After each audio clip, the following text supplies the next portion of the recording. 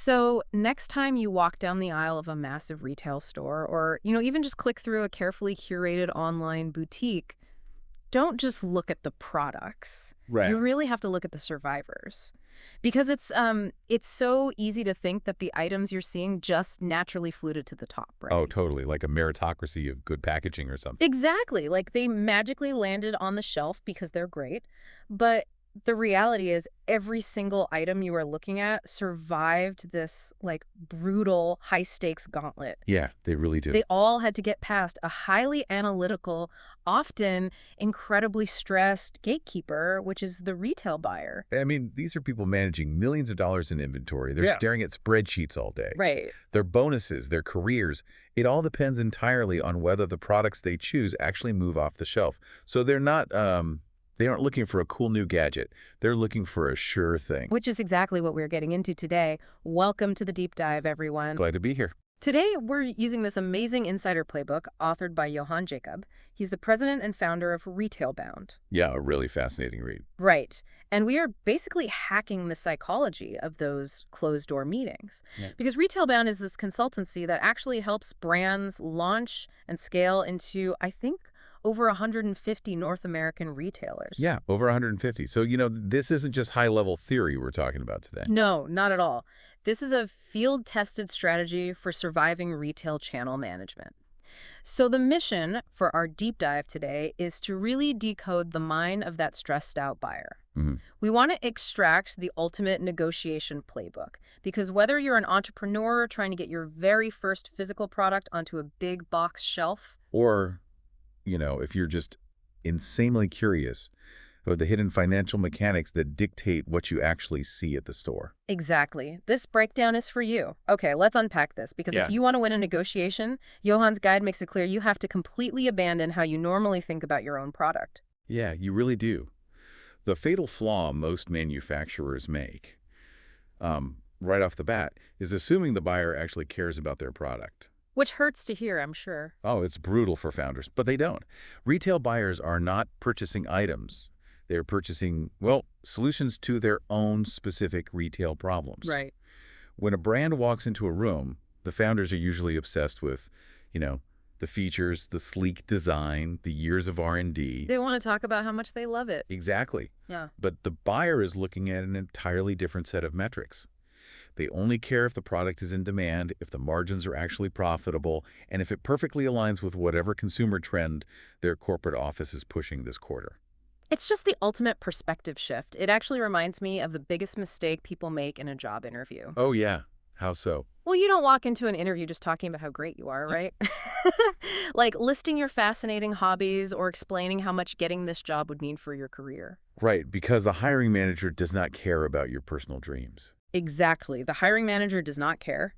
You have to look at their specific bottleneck and say, I see you are bleeding efficiency in this department, and my specific background stops that bleeding. That's a really great analogy. You're shifting from pitching yourself to actively problem solving for them. Yeah. And what's fascinating here is how that mindset shift practically applies to physical shelf space. You have to think about this concept in retail called SU rationalization. This you rationalization. Yeah. Space in a physical store is finite. It's limited. Every single peg on a wall, every inch of an end cap, is already occupied by something else. Right. It's not an infinite warehouse. Exactly. So when you ask a buyer to put your product on the shelf, you are simultaneously asking them to evict another product. Wow. You're basically asking them to fire somebody else. You really are. You are telling them to take down a product that has historical, proven sales data and replace it with an unknown variable. Your product. That is a massive risk for them. Huge. So your job isn't just to say like, hey, look at my cool coffee mug. Yeah. Your job is to position that mug as a specialized tool to do one of three very specific things. Okay, what are they? It has to drive overall category sales, enhance their profit margins, or fill a glaring gap in their existing lineup where customers are literally walking away empty-handed. That makes a lot of sense. Right. When you frame it that way, you move the entire dynamic away from desperation. You stop begging for shelf space and you start offering a strategic partnership. You're essentially saying, I have the missing puzzle piece that makes your entire home goods section more profitable. Yes, exactly. But, you can't just claim that blindly, right? The Retailbound methodology emphasizes that you have to actually know what their puzzle looks like. Which means research. A lot of it. Right. The pro tip here is you have to research their target demographic, their pricing structure, and their competitive landscape before you even send an email. It's non-negotiable. Because if their core shopper is, say, a budget-conscious family of 4, and you pitch a high-end $80 luxury kitchen gadget, You haven't brought a solution. no, you've just demonstrated that you fundamentally don't understand their business. Which, by the way, is the fastest way to get blacklisted by a buyer. Oh, really? Blacklisted? Oh, absolutely. If you waste their time by pitching something that doesn't fit their operational reality, they will not take your call next year, even when you actually do have a relevant product. Wow. Okay, so if the overarching theory is proving you're a strategic partner rather than just a desperate vendor, how do you actually do that in the room? You need data. Right, you can't just look them in the eye and say, hey, trust me, this is going to sell. Yeah, that doesn't work. So you need this undeniable arsenal of data. And this brings us to the preparation phase of the guide, which, I gotta be honest, seems to require almost a forensic level of research. It's intense, yeah.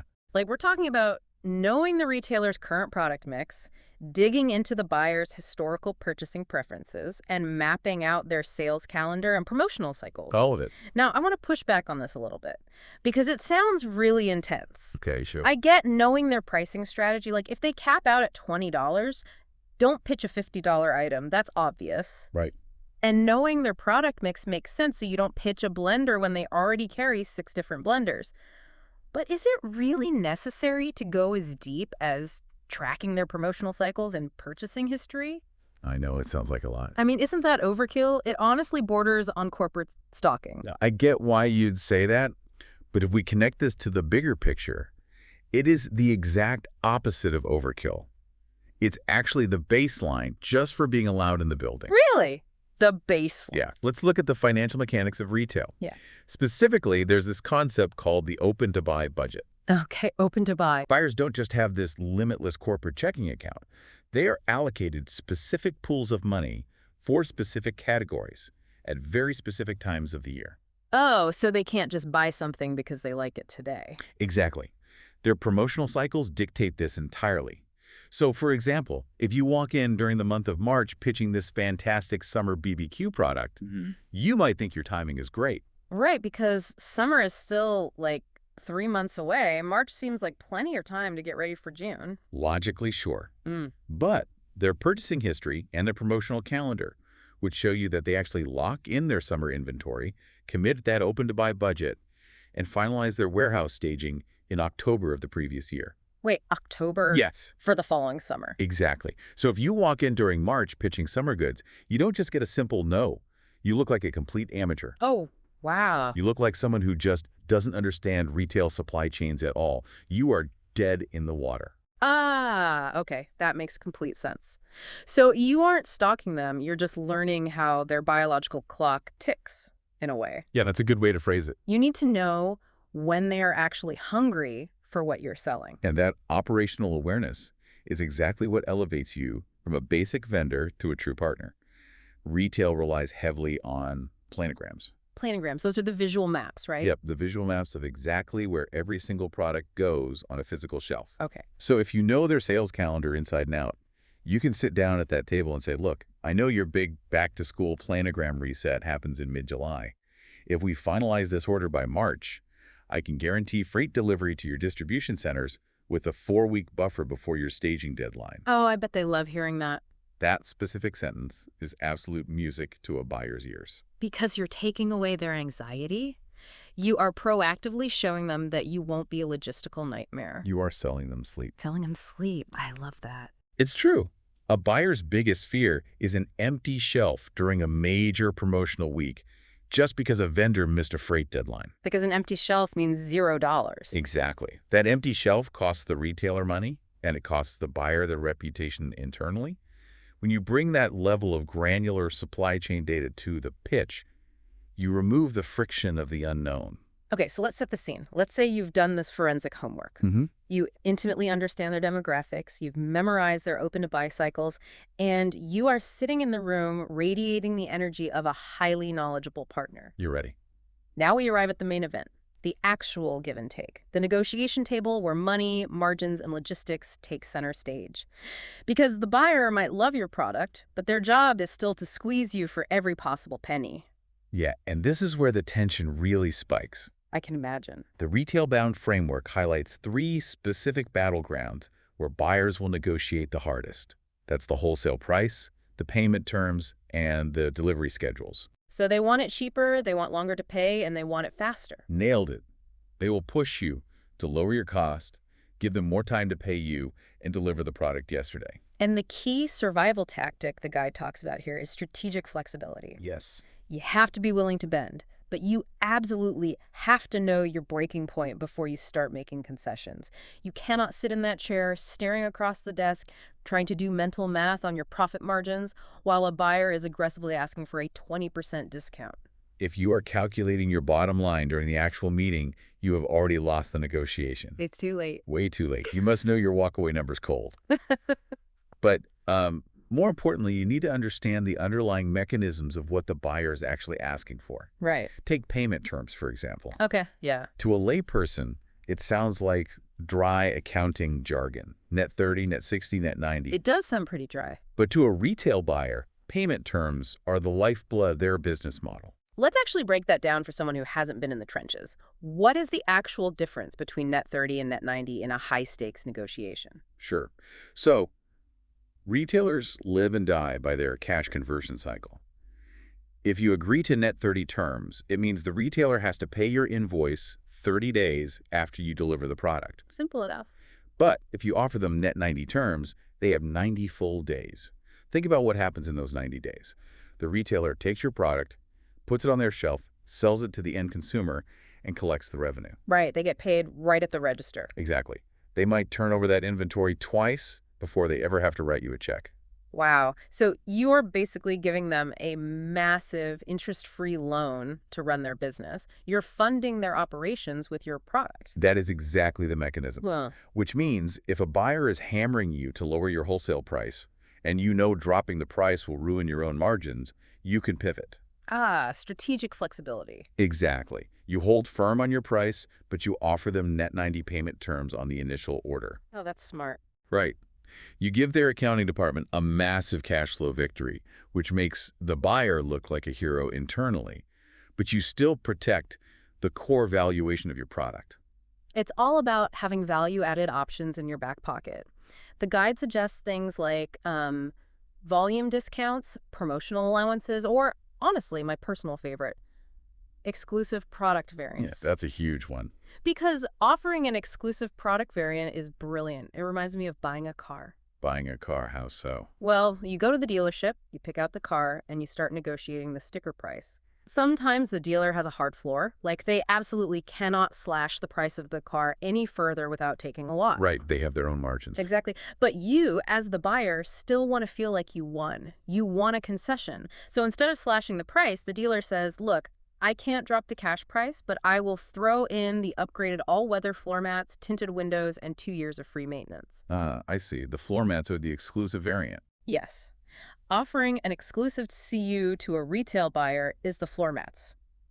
If a major big box store says they need a lower price to justify the shelf space, and you know your manufacturing costs won't allow it, you offer them a win somewhere else. You pivot. Right. You say, I can't lower the wholesale cost, but I will manufacture a unique matte black colorway of this product that will only be sold in your stores. Your competitors won't have it. Which is incredibly valuable to them. You protect your core price, you preserve your margins, but you give the buyer a unique competitive advantage to take back to their merchandising team. Everyone feels good about it. Exactly. This directly fuels the psychology of the win-win scenario that is so critical in retail. Negotiation in this space is not a zero-sum game where one person conquers and the other is destroyed. Right. It is an ecosystem. If the buyer squeezes you so hard on price that you literally go out of business trying to fulfill the order, well, the retailer loses a supplier, and they end up with empty shelves next quarter. Nobody wins if you go bankrupt. Nope. Conversely, if you are completely rigid, like you refuse to budge on price, demand cash on delivery, and the retailer can't make their required margin, they just won't stock you. You're out. You're out. So the value adds, The exclusive colorways, the extended payment terms, the promotional allowances where you help pay for end cap displays. Those are the levers. Yes, these are the levers that ensure both the brand and the retailer walk away feeling victorious. Both sides need to survive to do business again next season. But let's be incredibly real for a second.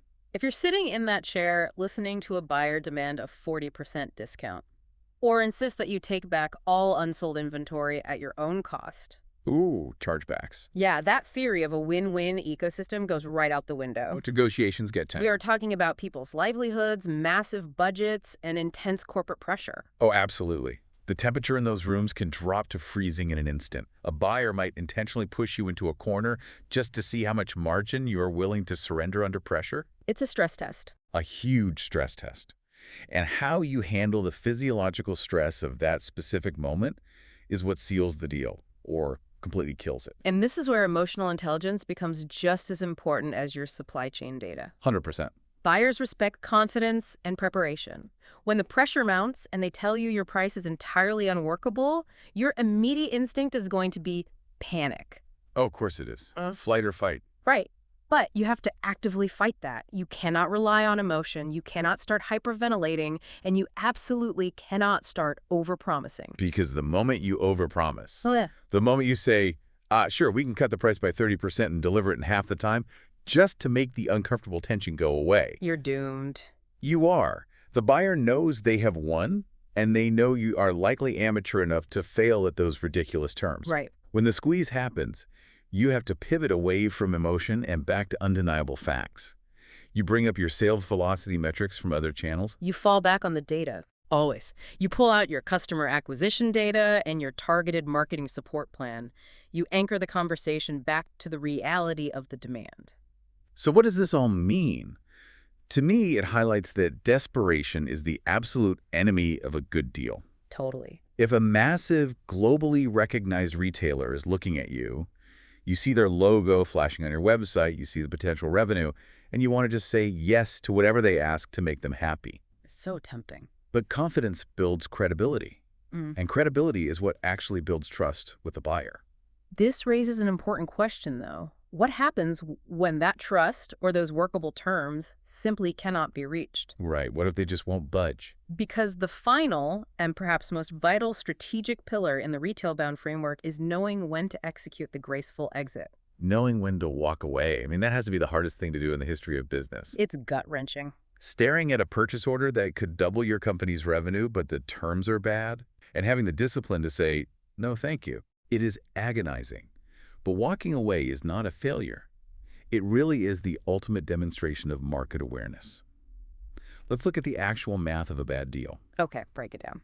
If you take a massive purchase order, but the buyer bullied you into a price that leaves you with, say, a 2% profit margin, and they forced you into net 120 payment terms. Net 120, 4 months. Yes, 4 months. You now have to pay your factory, pay your freight forwarders, and pay your staff for 4 months before you see a single dime from the retailer. You would literally grow yourself into bankruptcy. Exactly. The more successful the product is on the shelf, the faster you run out of cash to fund the next production run. Precisely.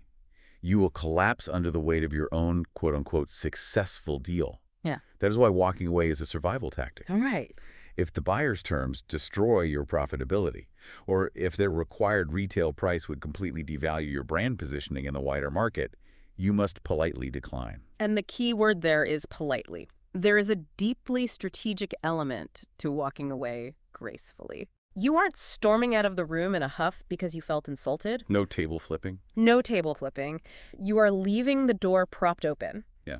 You look at the buyer and say, the math just doesn't work for our operational models right now, but we would love to revisit this next year when our manufacturing scale increases. That level of boundary setting reinforces the professionalism we talked about earlier. By walking away logically, without emotion, you are proving to the buyer that you are a stable, rational, financially literate business operator. You're not desperate. Right. And retail buyers cycle through vendors constantly. Budgets shift. Competitors falter. Consumer trends change. The buyer who squeezed you too hard today might desperately need your category next quarter. And if you left gracefully, you are the first person they call. Exactly. It really is a high-stakes, delicate dance. Yeah. So just to summarize what we've pulled from Johann Jacob's playbook today, successfully negotiating with a retail buyer is not about having the flashiest product. It requires a rare combination of skills. You need the strategic empathy to understand their goals and their bottlenecks. Right. You need the granular operational awareness to map out their planograms and open-to-buy budgets.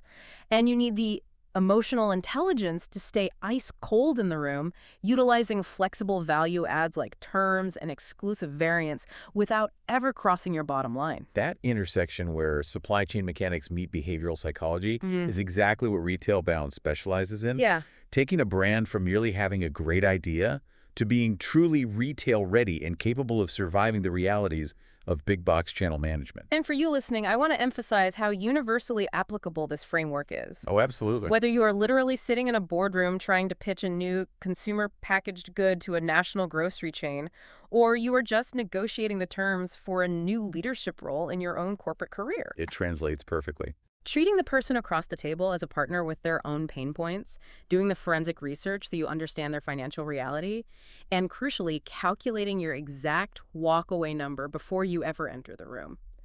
Well, those are undeniable tools for success anywhere. The psychology of leverage translates to almost any high-stakes professional interaction. Definitely. But as we wrap up this deep dive into the retail gauntlet, I want to leave you with one final thought to mull over. Okay. Something that builds on the guide's advice about fiercely protecting your brand positioning. So the framework tells us two very important things. First, that you must deeply understand a retailer's target demographic. And second, that you must have the courage to walk away if a deal harms your brand identity. Right. So imagine a scenario where the negotiation isn't about price at all. Imagine a massive, globally prestigious retailer wants to stock your product in every single store. That's the dream. They offer you full wholesale price, amazing net 30 payment terms, premium end cap placement, everything you could ever want on paper. A total dream scenario for any founder. Right. But you do the granular demographic research and you realize their specific, extremely vocal customer base completely contradicts your brand's core identity, your mission statement, and your stated values. Oh, wow. Is the massive volume of guaranteed, highly profitable sales worth diluting what makes your brand special in the first place? That is tough. Or is saying no to a flawless, highly lucrative purchase order the ultimate, most painful test of walking away gracefully? Something to think about.